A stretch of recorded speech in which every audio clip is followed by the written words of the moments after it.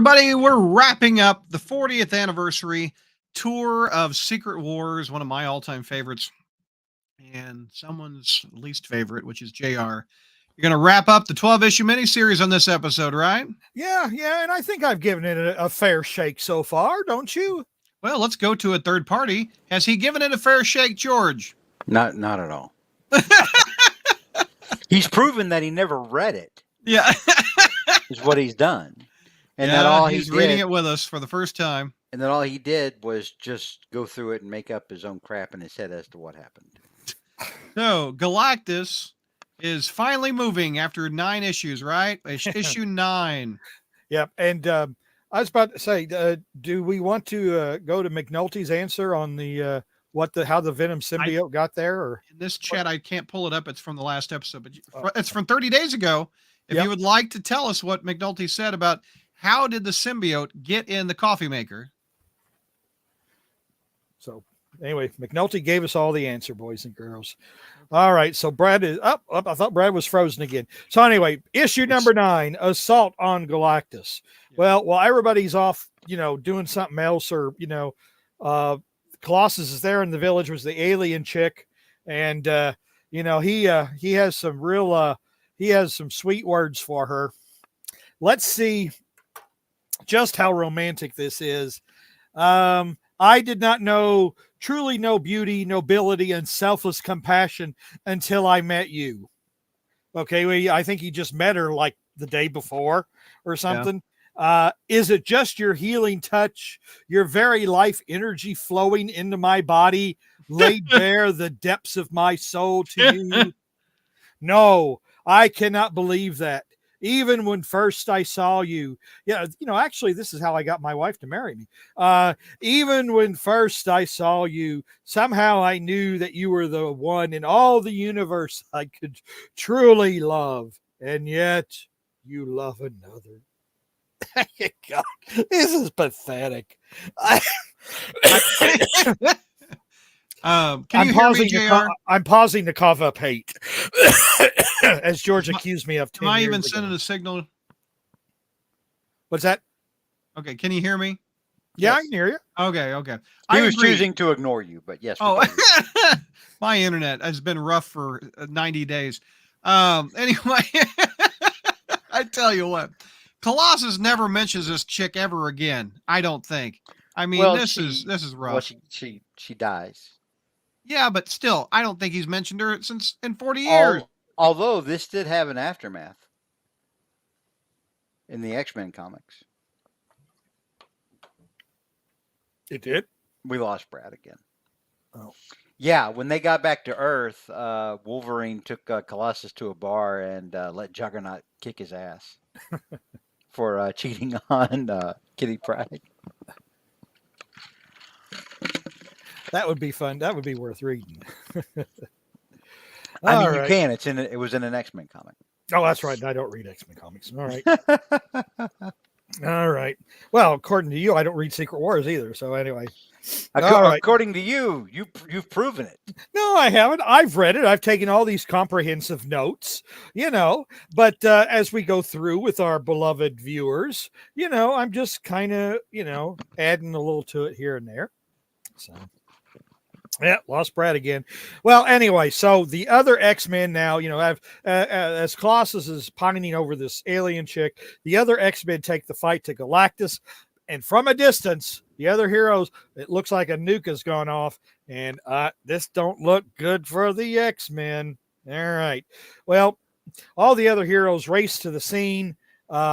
Now, Hulk, and they're in one of those flying things. Hulk is doing some serious pouting because his intelligence is slipping away. And Ben Grimm is pouting because he's Ben Grimm and not the Thing. But then he turns into the Thing again. And Iron Man, having struck out with Captain Marvel, starts Spider-Woman with his eyes. And then he starts becoming full of himself. Says, "I'm Iron Man, the real Iron Man. Iron Man now and forever." It's like, Rhodey, I don't think you've earned that suit yet. He notes that she has great legs, and that would get him canceled today. Yeah. Hey, can you hear me now? Yes. All right. Spider-Man starts bouncing around the cockpit now. Look at that. Oh, he just skipped over the whole Rhodey being like an air. Go back up to like Rhodey. I got it. It's right here. He's being a jerk. Yeah, he's just like, I'm the real Iron Man. James Rhodes is Iron Man now and forever. Where does that come from? Oh, well. I don't know. But Spidey's happy in his new suit.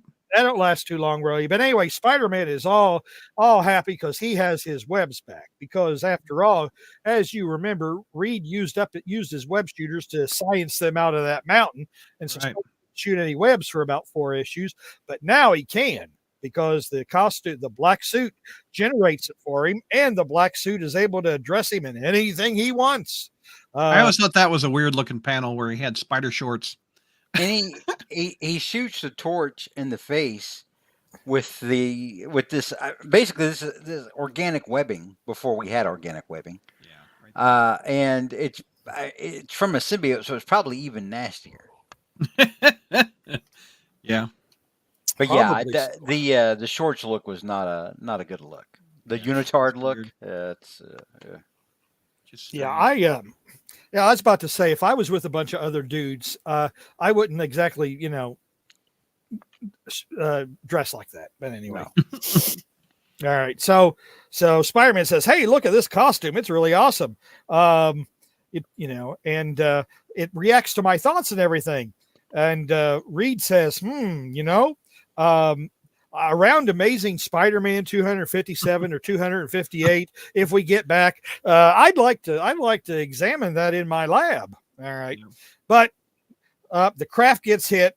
Okay, because as they get closer to the mountain, Galactus is trying to eat the planet, and these power tendrils go out and they smack the ship, and the ship crashes.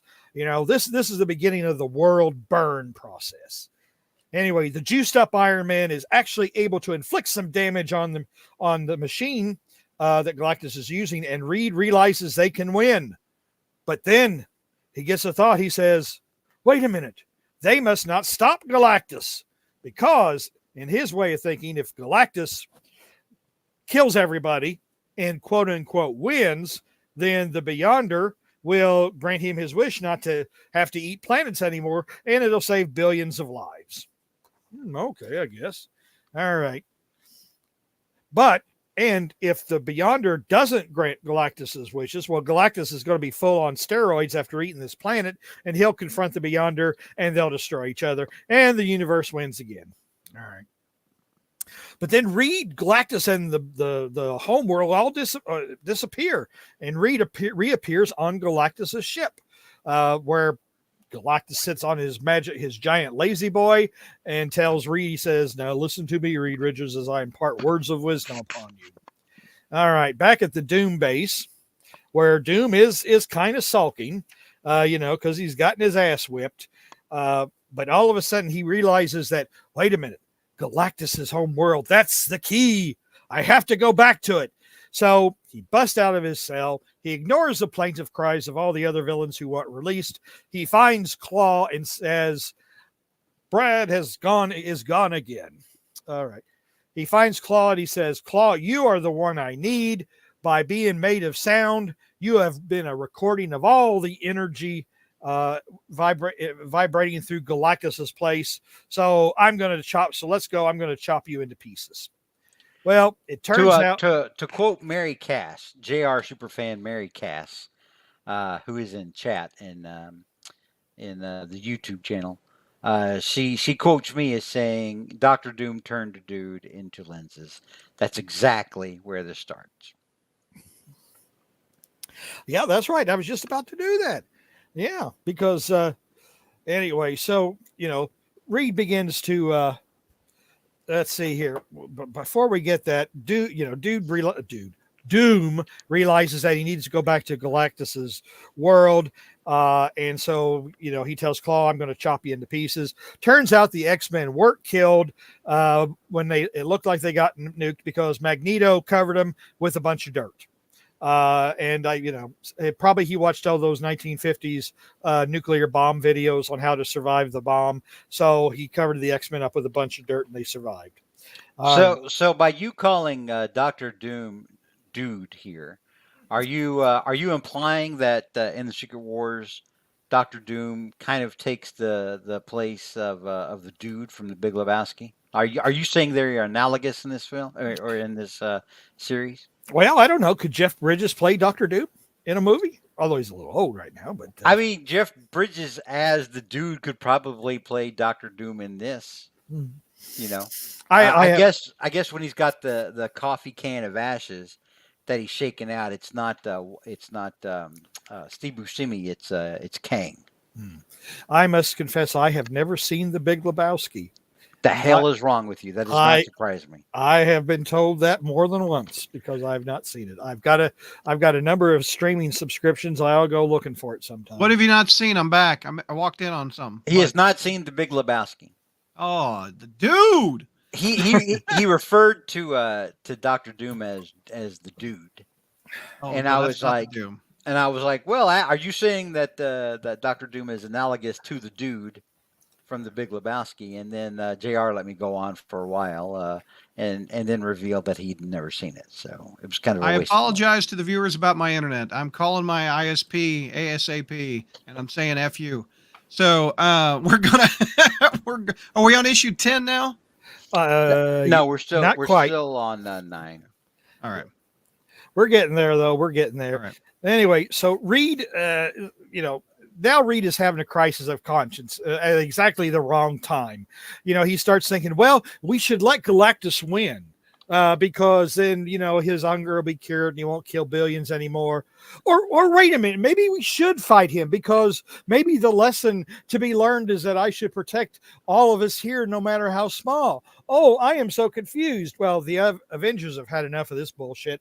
And Captain America says, all right, I'm going to charge up the mountain and I am going to fight. And, oh, by the way, X-Men, even though thought you all were a bunch of weirdos, and even though you betrayed us once and skipped out on us, you guys are okay. So anyway, so they all decide to run up the mountain. Dr. Doom is watching this all go on, and there we see what he has been doing to poor Klaw. It's a graphic scene. I don't know, young children, avert your eyes if you don't want to see this horror in this graphic scene. But he has pretty well cut Klaw up like a loaf of Wonder Bread. I mean, there's Right. there's a machine carrying his arm, his legs laying on a different table. It's crazy. Yeah, this is worse than Ant-Man eating or Giant Man eating the black pieces of the Black Panther in Marvel Zombies. So this is like that Tom Petty video. Don't come around here no more. Oh yeah. Oh yeah. Don't come around here no more. All right. Captain Kirk climbs the mountain. I mean, Captain Kirk? Captain Kirk. Why does Captain Kirk climb a mountain? Because the mountain's there. You know what I'm saying, JR. If Captain Kirk was there, he'd be climbing Saji. Yeah, really. Yeah. I mean, after all, why go to alien planets? That's what Shatner said. What better reason to go to alien planets? It's Anyways, being green, you know what I'm saying?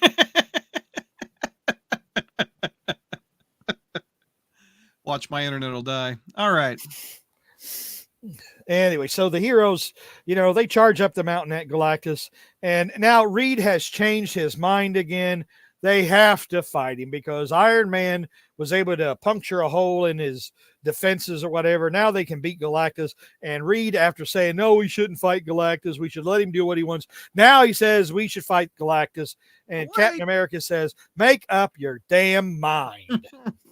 He's getting away. Yeah. So I admit it, when I first read through this, which I did read it, it's like I did not understand what the point was with Reed here. It's why he was kept vacillating like he didn't make any sense. But anyway, Galactus realizes that, oh yeah, you know what? Things aren't going my way, so I'm going to fly away.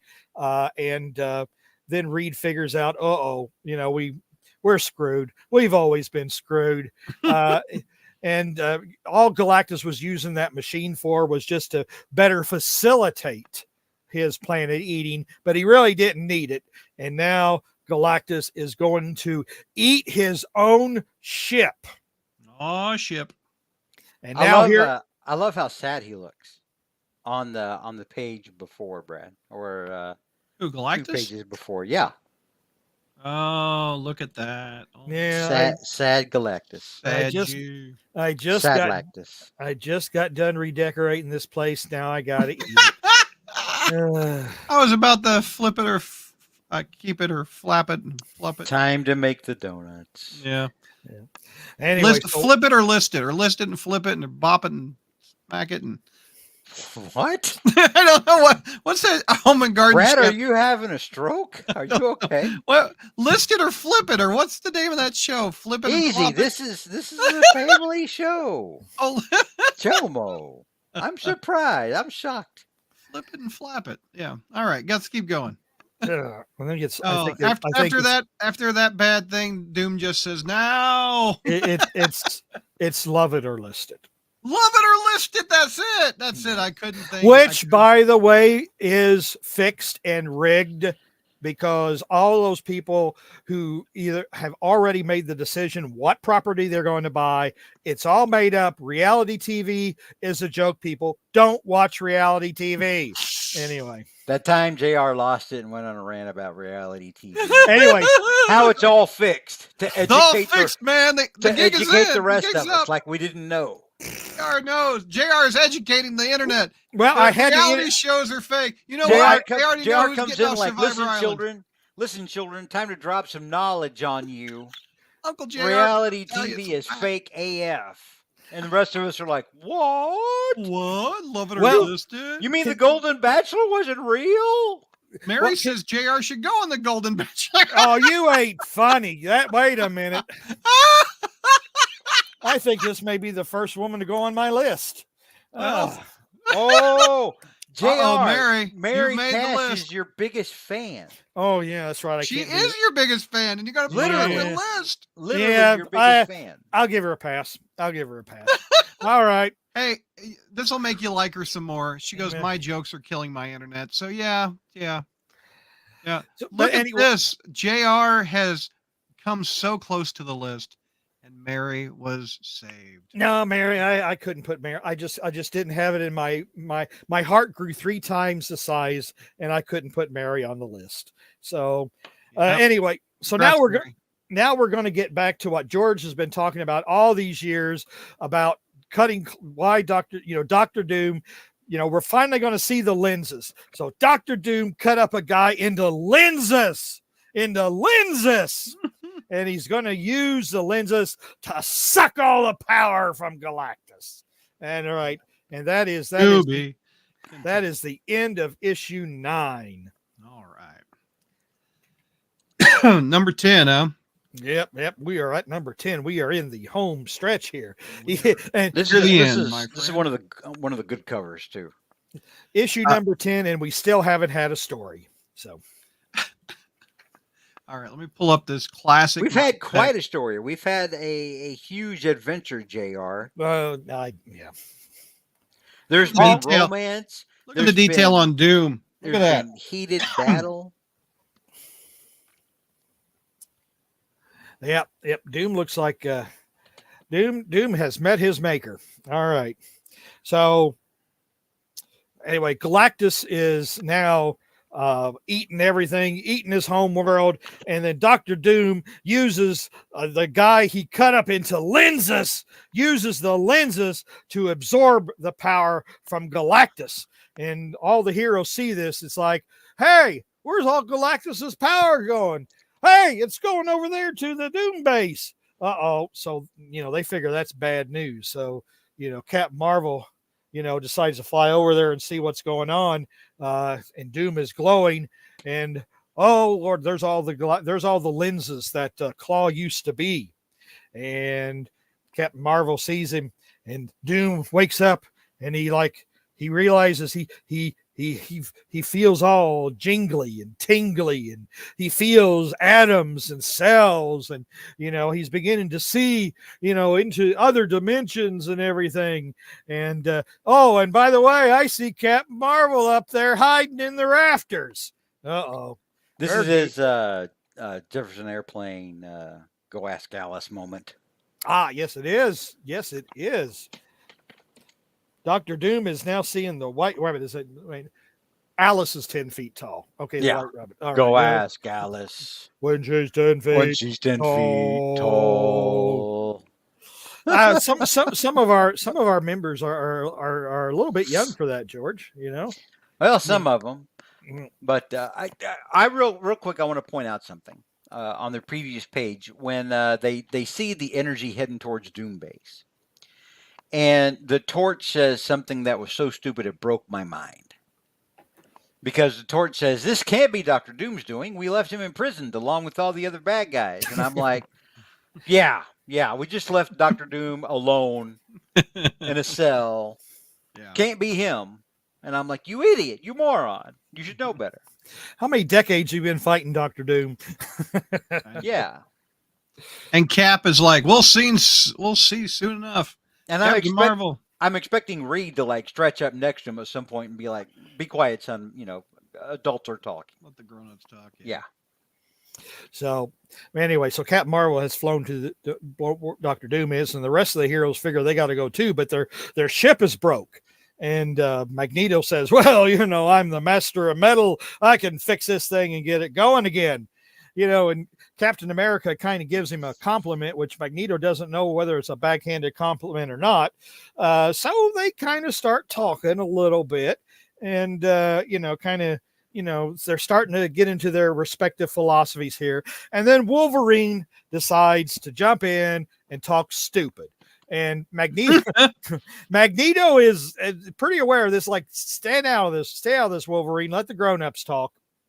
And then Wolverine goes into this idiotic rant to the exactly wrong person to be going on this rant about. Yeah.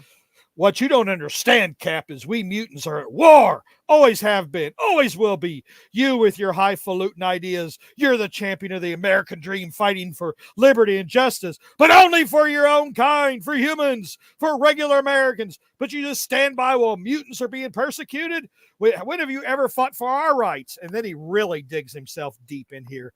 Some of the God-fearing Americans you protect hate mutants. And when they come after us, it's a lot like the Nazis went after the Jews. And it's like, you dumbass! The guy you're yelling at fought the Nazis! Dude literally punched Hitler. and I think back at this point in '84, I think he was still dating Bernie Rosenthal. Yes, he was.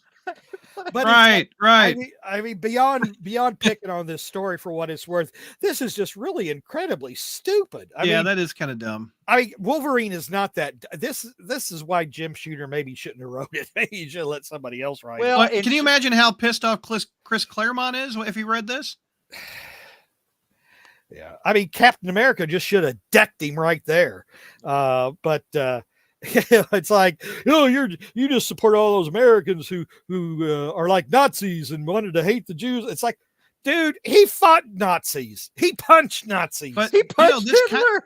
This kind of built up the animosity between Wolverine and Cap, which led to that great annual of the Cap Wolverine where he's scratching the shield, that great cover, and they kind of worked it out at the end of that annual.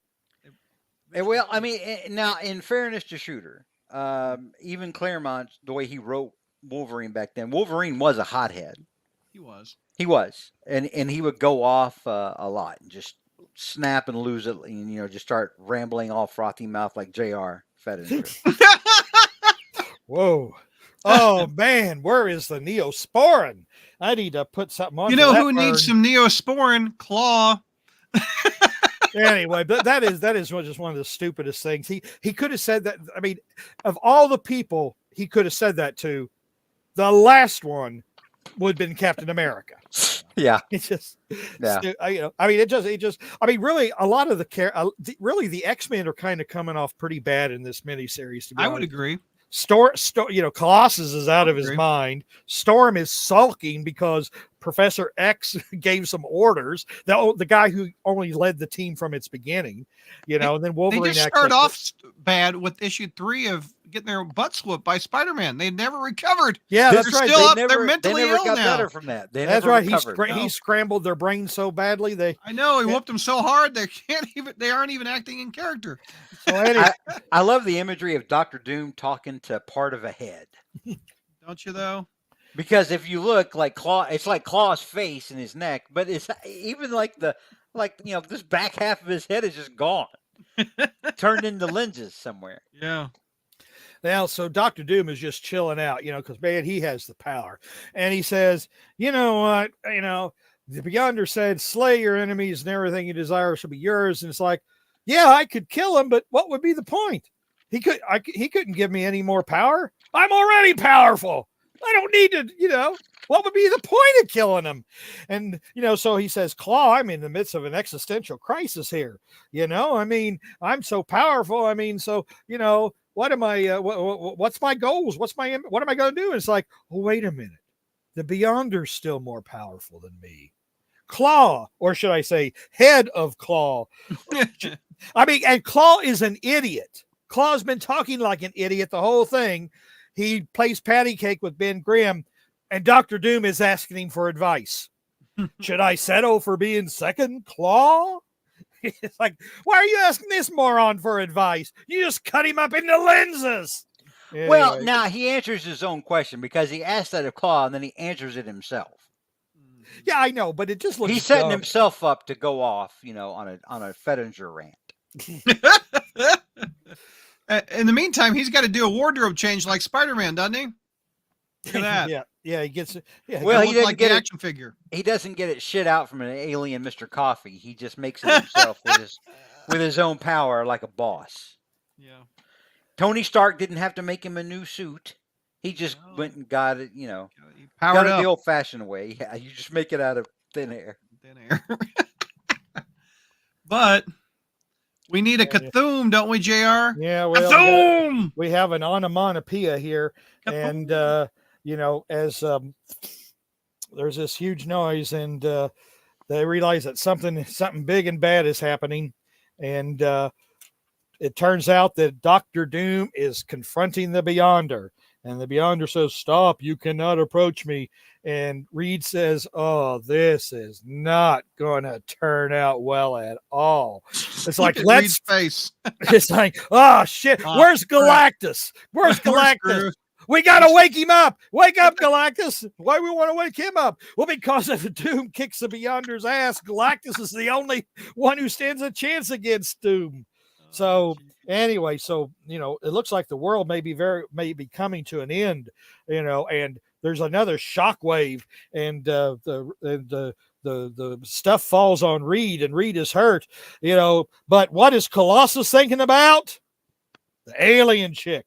Boom, jiggy, wah, wah. So, it's like, Doom is about to become the most powerful person in the universe.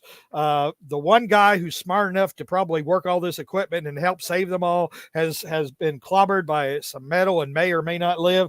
And what Colossus is thinking about, but I'm not the one the alien chick would want. It's the Human Torch she loves. And it's like, wake up. And so Johnny is what is it said? He says, Johnny Storm, I have bad news. Alien chick, because I can't pronounce the name. Alien chick. Saji. Oh, wait a minute. Wasn't that that worthless character in the first season 1 and 2 of Picard? I don't know if it's Soji. Yeah. God. Data. That's Data's daughter. Yeah. Anyway, so so Colossus says, well, since she loves Johnny, I should tell Johnny that she's hurt.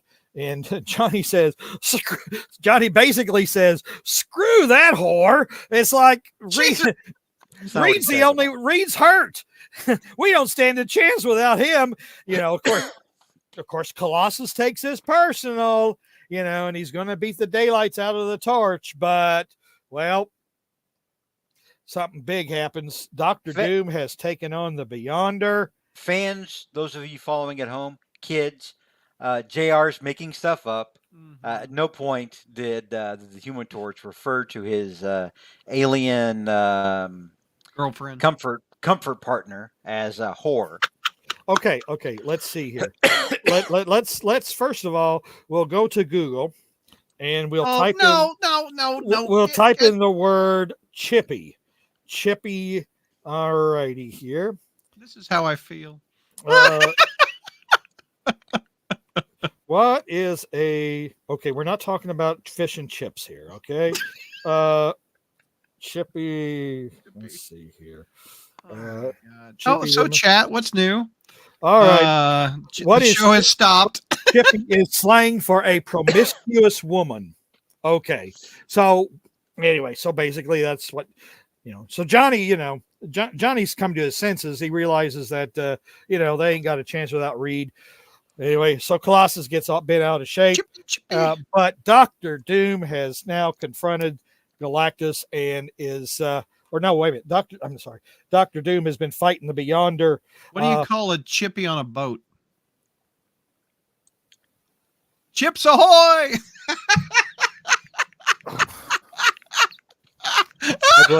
I blame you, JR. What? Why blame me? He's always been like this. Yeah, you're the one who brought up the whole Chippy thing.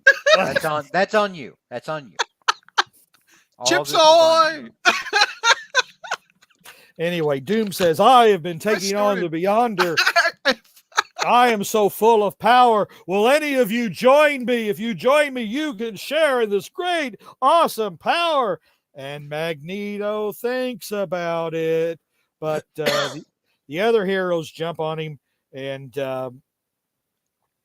stop him. But Captain America says, well, I don't know. You need to cut the guy some slack. He he turned and looked at us before he accepted Doom's hand. So he was thinking of not taking it. But anyway, so Doom is still fighting. And so Doom goes back to fight the Beyonder. Basically, we go through 2 pages of Dr. Doom's origin story about his mama, who was a witch who, got thrown into hell by Mephisto. How, I grew up and, a poor little Latvian boy. I went to college. I blew some. I tried to find Latvian. Huh? Oh, Latvian, not Latvian. Oh, okay. Get your country sorted, JR. Well, I was just trying to contract it and save some time. I created this thing. I ignored Reed Richards' advice about my interdimensional machine. Wouldn't take his advice that my calculations were off because I'm an arrogant asshole. And I blew my face up. Created this body for me, and now I'm the enemy of all mankind. So anyway, but Doom's battle with the Beyonder is literally bringing the house down. So the good guys being good guys, and we lost Brad again. Why are you shocked? It's happened all night. I know, but I guess so. The Doom guy, the good guys are actually getting the bad guys out so that they won't die when the whole thing collapses. And then Wolverine decides to face up to saying stupid stuff to Captain America all throughout the series. You're a better man than I gave you credit for. I'm beginning to think you got room for all people, including mutants. Okay. Thanks, asshole. All right. Well, now Dr. Doom has faced off against the Beyonder and has apparently won because the issue ends with giant Dr. Doom, who then shrinks himself and says, I have absorbed the Beyonder's energies. The Beyonder no longer exists. Doom is reborn. There is no enemy left to fight. The war is over. But it can't be because there are still 2 issues to go. All right. Let's get issue 11 up. Next issue, everybody dies. Yep. Literally. Just a chippy off the old block over here. All right, here we go. Well, issue 11, JR. Yeah, issue 11. Dr. Doom shows us his face, and he's like, I could destroy you all with a thought. But now that I got my looks back, I'm not so mad at all you people anymore. I can go troll the clubs now, and everything like that.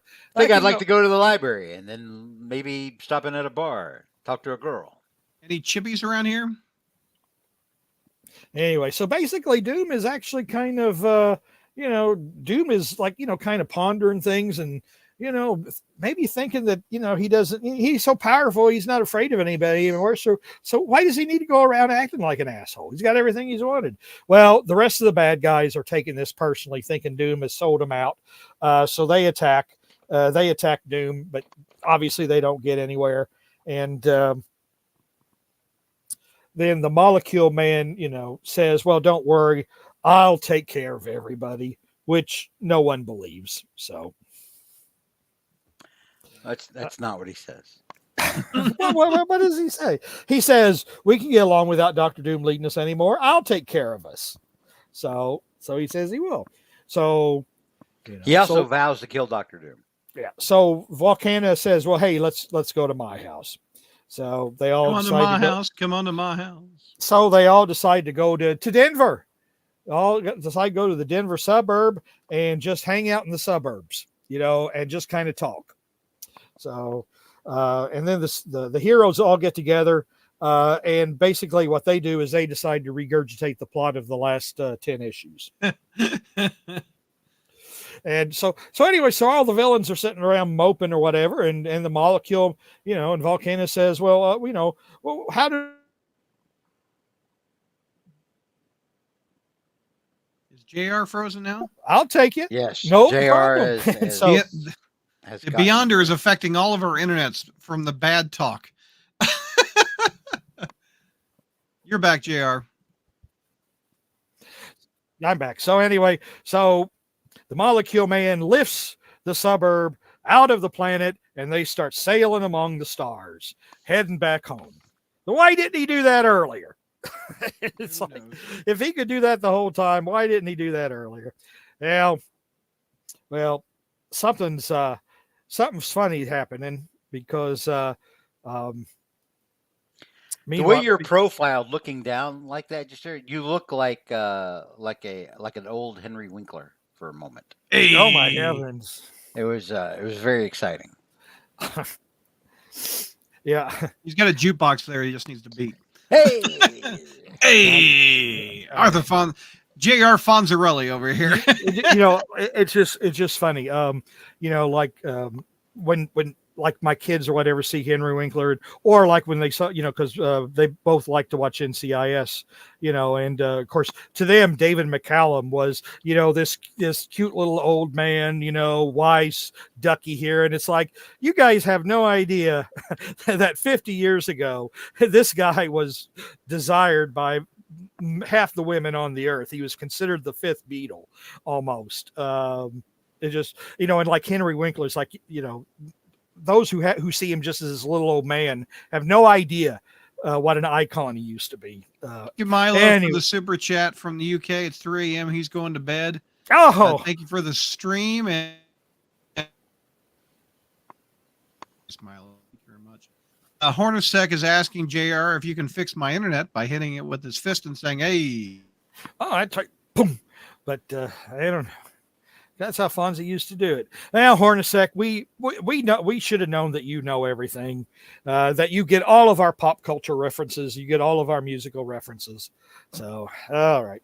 Well, anyway, while the heroes are resting, the Hulk is sleeping, this energy zaps itself into the Hulk, and the Hulk is like walking around, lumbering. And Spider-Woman says, "Oh, I got to stop him," but then the Hulk slams his fist into her. And then this little beam of light goes into the Spider-Woman. And it's like, so you already kind of figure what's going on here. You know what this beam of energy is. All right. So they decide to go. So anyway, the heroes all wake up in the morning and they see this sign. You are basically, somebody has written on the on the wall, you are summoned to the Tower of Doom tomorrow. I like how Klaw's head is just sitting there on a table and he's just chilling out. I don't know, Klaw. Yeah, I see it. His head. So, but Klaw gets back together here. The next page, though, the heroes say, "Well, where is the Tower of Doom?" And then they look at they see something that's 200 miles high. Oh, that must be it. Yeah. All right. So anyway, so Doom is really feeling himself here. Well, no, not quite like that. But I mean, Doom is he's drunk on his own power. Anyway, so but he's I must actually I must not sleep. So anyway, so Doom is trying to stay awake, so but even then but then we switch back to Colossus.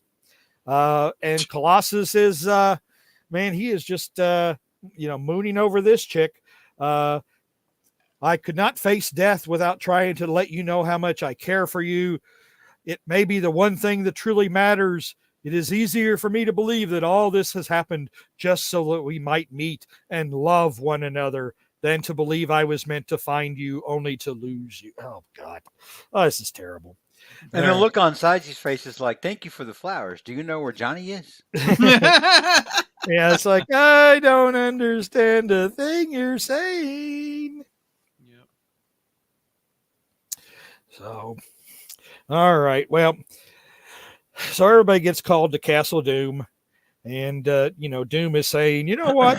Yeah, look what a great guy I am. How I hold no malice towards you people anymore. Look, I'm going to get Kang out of jail where he was because he liked to beat up on women. So see, here's Kang. And that just, so I wish to grant you a favor as a gesture to atone for all the suffering you've endured. State your desire and anything shall be yours. So it's like, when Dr. Doom is offering you something, it's kind of like, so Cap says, you know what? Thanks, but no thanks. Oh, well. All right. Dr. Doom says, okay, go away, but never come back or I will utterly destroy you. And Captain America says, yeah, sure. No problem. Then we find out that, so Captain America goes, as the heroes are leaving, Cap decides that he's going to confront Doom again. And so Doom is there chilling out, but he's got pictures of his mother all over the place. Now, this is kind of creepy.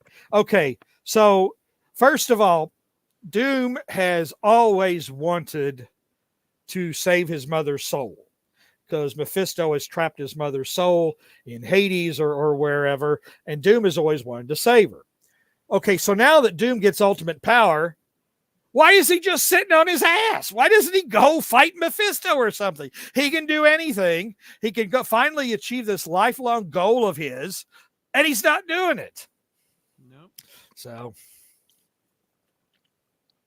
that doesn't make any. That frankly didn't make any sense. But so Cap and Dr. Doom decide to wax philosophical some more. Colossus makes moves on the alien chick, but Professor X ruins the fun by talking to telling Colossus to come back for a big superhero sit down as to what they're going to do vis-a-vis Dr. Doom and his power. Her word balloon says, "Virgin, what is wrong?"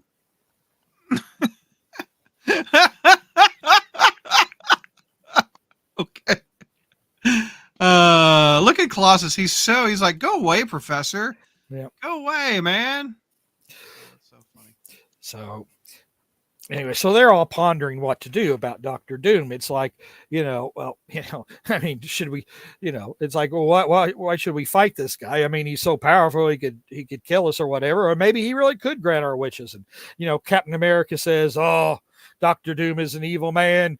I've seen his type before. Remember, no matter how enlightened or benevolent he is, freedom to do what Doom wants is not true freedom. He says he gives that speech, and then he says, "I've seen evil like this before." And he looks right down at Wolverine. Like when I punched Hitler. So anyway, so they all finally decide that said, "Yep, An all-powerful, all-knowing, all-seeing, almighty Dr. Doom is not a good thing. So we need to take him on. We need to take him on. And just as they all unanimously decide to make that decision, guess what happens? Kaboom! Doom kills them all. Fries Boom. them good. Sure. And this is what George meant when he was 10 years ago when I was complaining about Secret Wars and he was trying to convince me how awesome it was. He said, everybody dies. Well, first of all, considering that, okay, now we're on issue 12 and it starts off the issue, everybody's dead. Okay, this is almost a year after Secret Wars has started. All right. A month after Secret Wars has started, all the heroes were back in their own titles anyway. So they weren't dead to begin with. So there's no dramatic impact to this. I was talking about the story, the contained story as it was.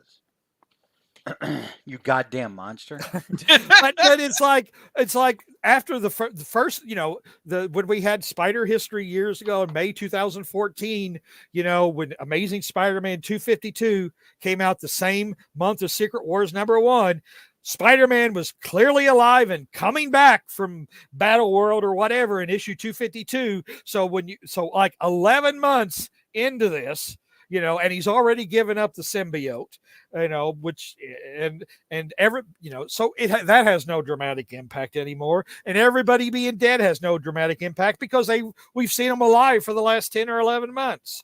Real quick, Hornacek, this was a double-size issue. This is why it was $1. It was bigger than the other ones. That's why it was $1. Today it will cost you 10. Yeah. Probably so. All right, Brad's frozen again. Jesus. Well, so Dr. Doom has killed everybody, but he's starting to have doubts. Yeah, they have to be dead. Klaw says, "Are you sure they're dead? Are you sure they're dead?" Yes, they're dead. They have to be dead. They must be dead. And meanwhile, the suburb of Denver is just floating through space. Enchantress decides she's going to take a bath. So she's not going to take a bath. She's going to drum up this elemental who is finally going to explain some parts of the plot to us, which have been conveniently ignored for like 11 months. All right. So we finally find out what's going on with the Beyonder. In his realm, the Beyonder was everything, and everything was him, and he was content. But an event happened and opened a pinhole beyond his realm, and he saw Earth. And for the first time in his existence, he became curious, and for years he observed Earth.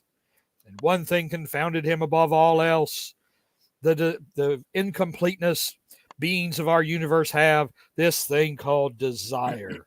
So he set out to study it. And it's like, wait a minute. This is like a 1960s episode of Star Trek. This is absolutely nothing new.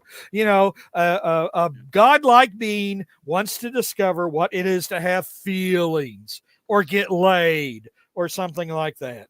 So it's absolutely nothing new. I mean, 12 issues, and this is what this wow. 12-year-old me thought this was one of the lewdest things he'd seen. I mean, dang. Yeah.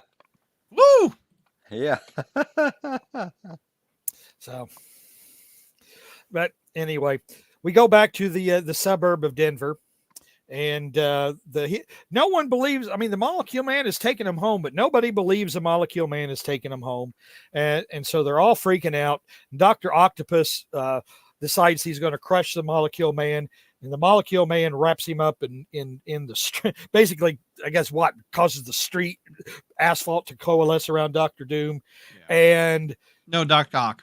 I'm sorry, Doc Ock. And basically, that is it. That is the last we see of these villains. Okay. We don't see whether or not they get home. We don't see how they get home. Their story stops here. Yeah. So it's like, oh, wait a minute. This is it?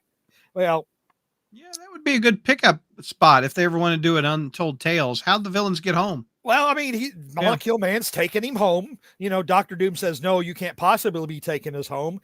And it's like, well, obviously he did. They got home, but we don't see it. So, what have the villains learned from this entire experience? They didn't kill anybody. They didn't get all their desires, and the Molecule Man says, oh, I can take you home. He could have done that 10 or 11 issues ago, and he didn't do it. But now he did it because Jim Shooter has run out of gas, I guess, in his story. So, but anyway, the Enchantress is wanting to use Volcana to I don't know what she's trying to use it for. No, bloated one, your life is forfeit. Oh, I see what she's doing. Anyway, she's going to use Volcana to invade hell or whatever. But anyway, that doesn't work out. The lizard scratches her face and she freaks out. And that is the last we see of the Enchantress in this story as well. And it's like, okay, sure. Anyway, so Dr. Doom is just absolutely the I don't know. Basically, the power that Dr. Doom has obtained is apparently rotting his mind. It's too much for him, apparently. Well, the thing is that as powerful as he is, when Klaw was telling him, oh, well, what if this happened and what if that happened?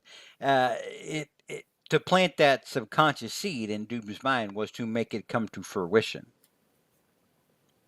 So really, the real MVP in all this is Klaw. Okay. So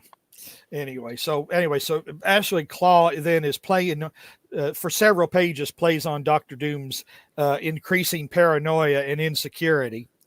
So apparently, I wonder if Dr. Doom learns a lesson from this. Well, no, he never does. But, absolute power apparently is not everything. And Klaw seems to be a little bit smarter than he used to be for some strange reason. I wonder what that is. Well, we go through several pages, frankly, of pointless fighting.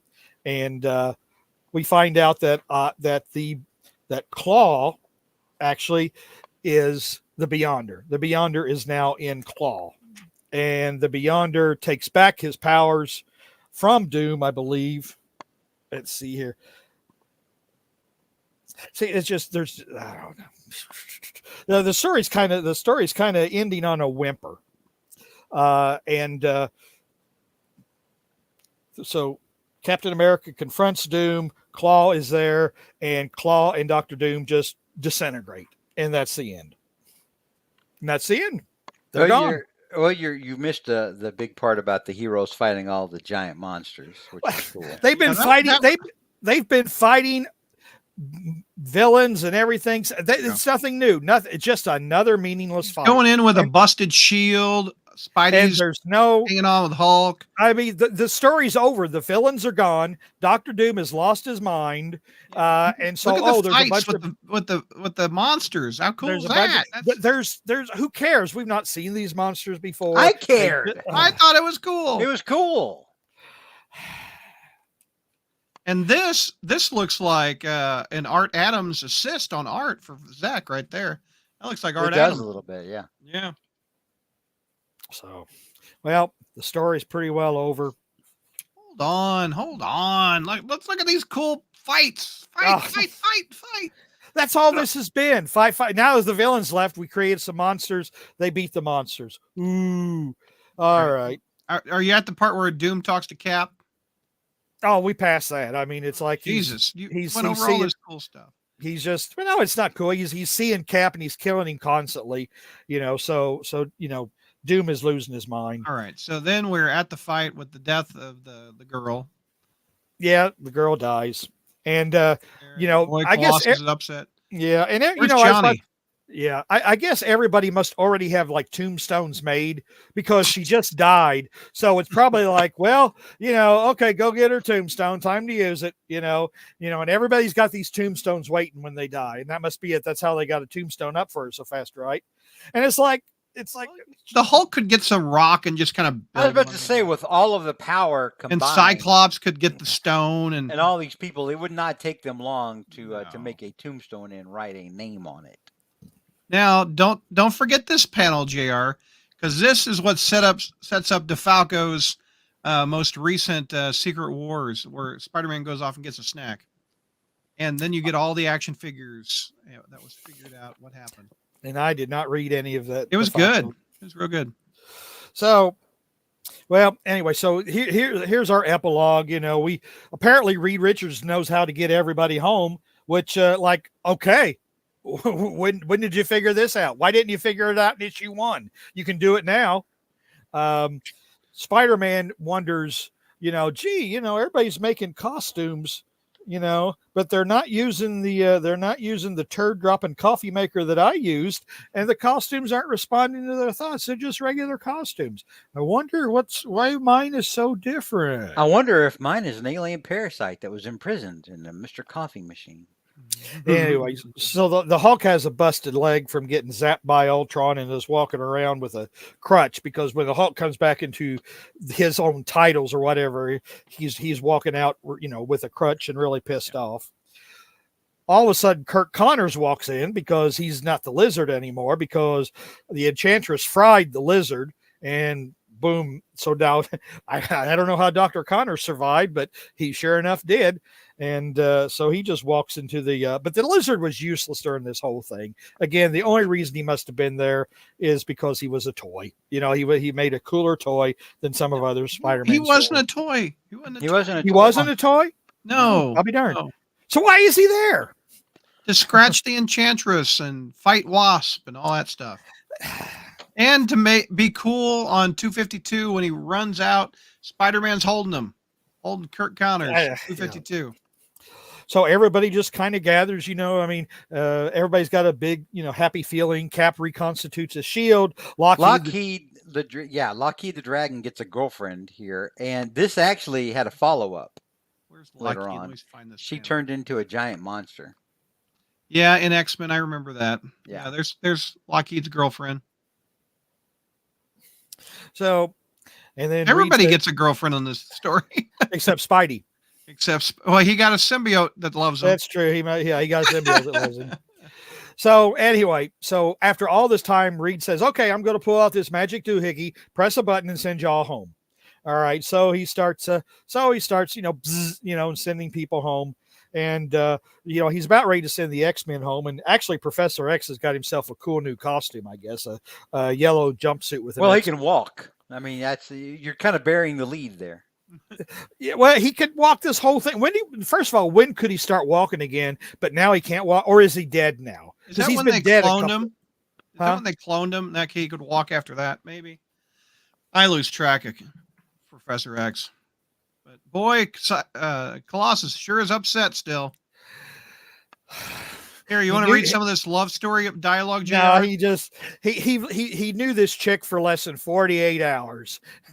And now he doesn't want to go home. He just wants to sit and, be utterly miserable, pining over this girl, when he could go back to his own home or whatever and wait for Kitty to become old enough to have sex with. And then it turns out, they finally convinced Colossus to go home. And now Ben doesn't want to go home. So Ben, apparently Ben and She-Hulk have a conversation. Ben says, why didn't, hey, She-Hulk, you can join the Fantastic Four.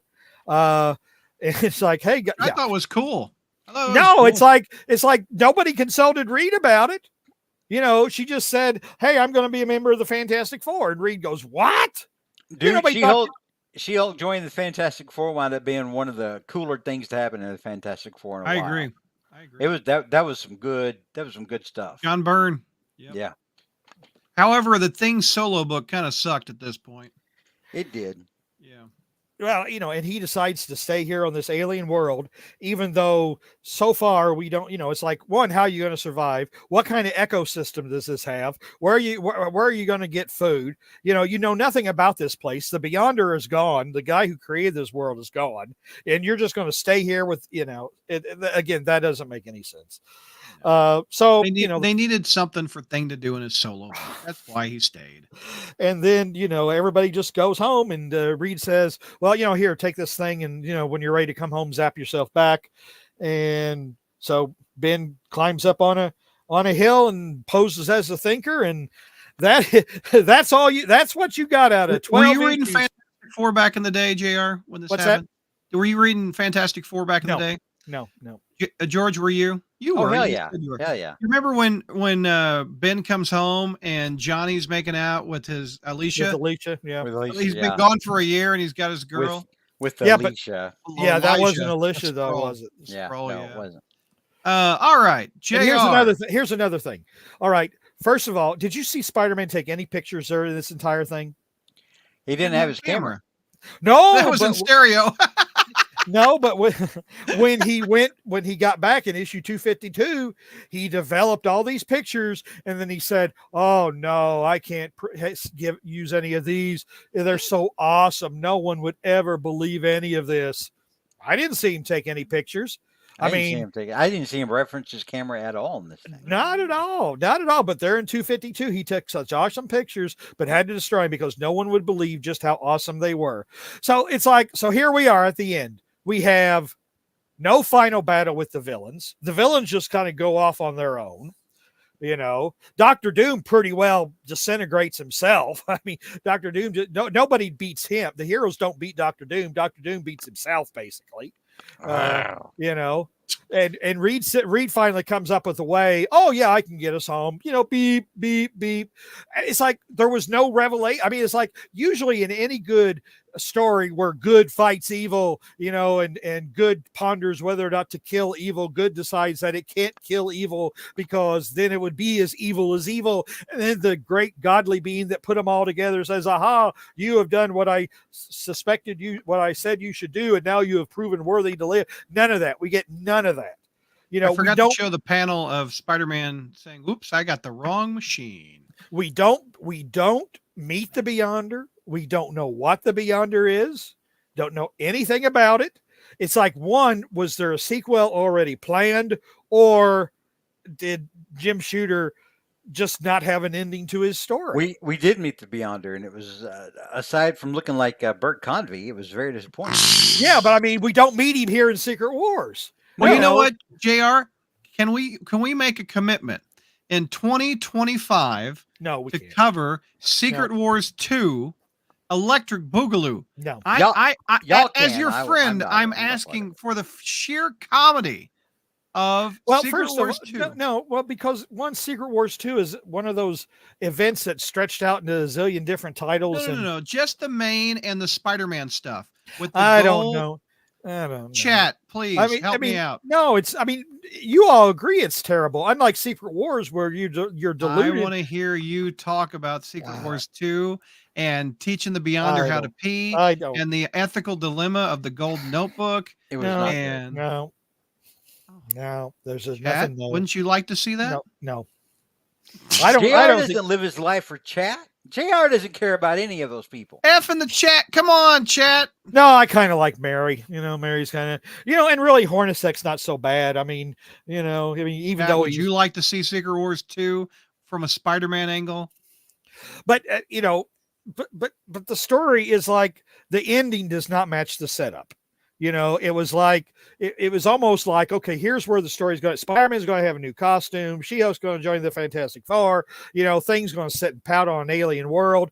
And see, the thing is, by the time Secret Wars is over, all of those stories and issues have been resolved. Everything's been resolved. Spider-Man loses the black finds out the symbiote is evil, and it's like, so what was the point of all this? It's like he figured out how he figured out the cool things he wanted to happen before he figured out how he was going to get there. That's exactly what this looks like. Your biggest fan, Mary, says, don't mind hearing JR's takes. Yeah.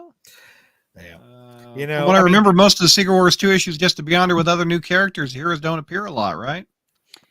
There's not much for them to do throughout most of it. A lot of times they show up and then Beyonder kind of wrecks them and then talks a lot. Along with going back to the well with Secret Wars 2, one of the things Secret Wars 2 does not have, and also spreading the wealth through all the titles doesn't really work with the tie-ins, but it doesn't have Mike Zeck back.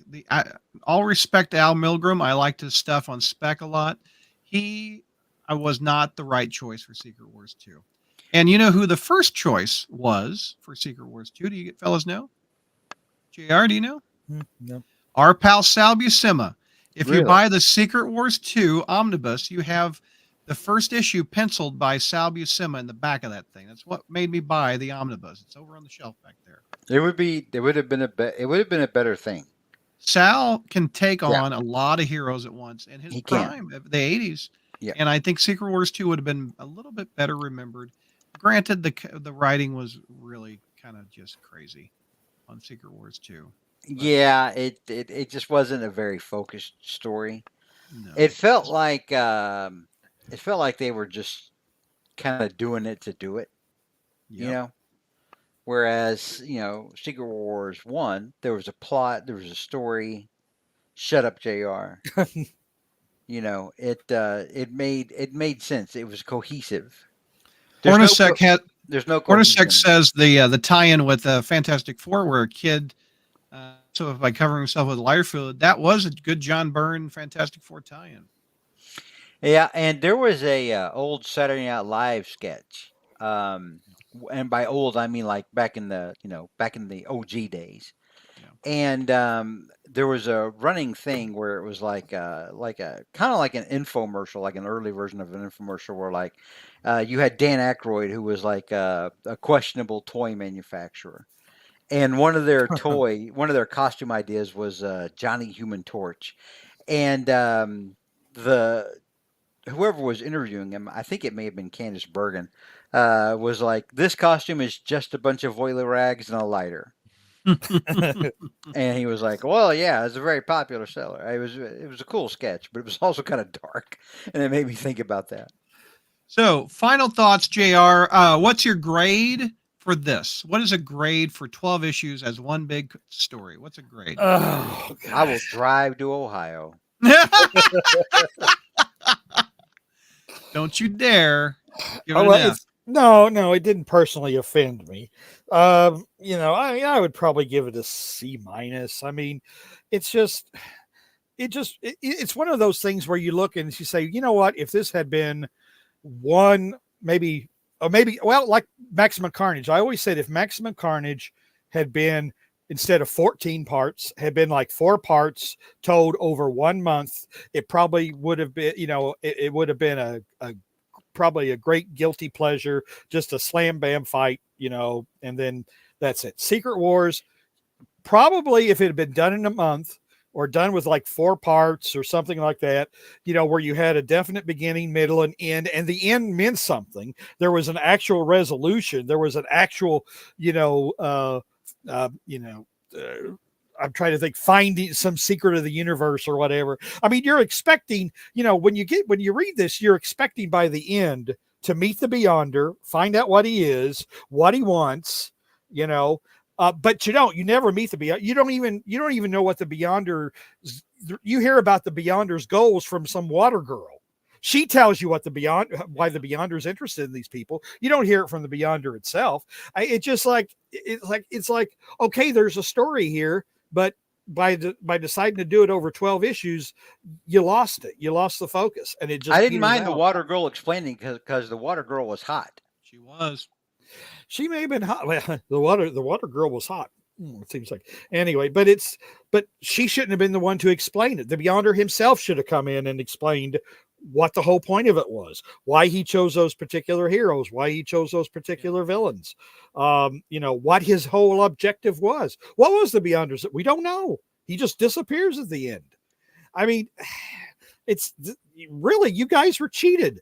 You all that love this story were cheated. You were cheated out of a resolution. Yeah, Hornacek, it was resolved in Steve Englehart's Fantastic Four issues about he was an evolved cosmic hero. Oh, that doesn't count. That is somebody trying to. And then Andre says, and then Bendis turned him into an Inhuman.